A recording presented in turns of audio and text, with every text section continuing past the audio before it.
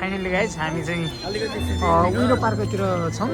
यहाँ म दाइलाई कस्तो लागिरहेको छ केही कुराहरू सोध्न चाहन्छु। दाइ तपाईँलाई कस्तो लाग्यो आजको घुमघाम चाहिँ कस्तो लागिरहेको छ? मलाई एकदमै राम्रो लागिरहेको छ भाइ। हामी अब 1 वर्षपछि यो साकुरा फुलेको हेर्न पाइयो।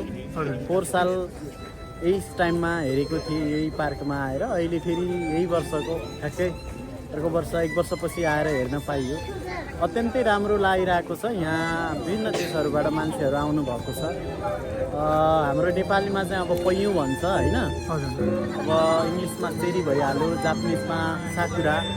यो जापानमा चाहिँ एकदमै प्रसिद्ध छ। अब जापान लगायत अन्य कन्ट्रीहरूमा पनि छ यो फुलहरू। तर यो सिजनमा अप्रिलमा चाहिँ यो फुल छ प्राय। एकदमै राम्रो छ।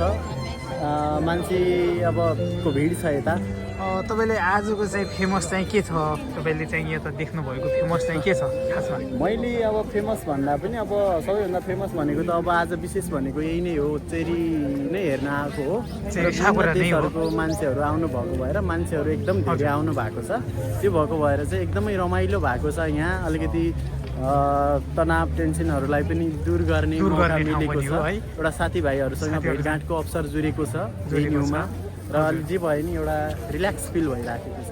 राम्रो छ। ल ठिक छ।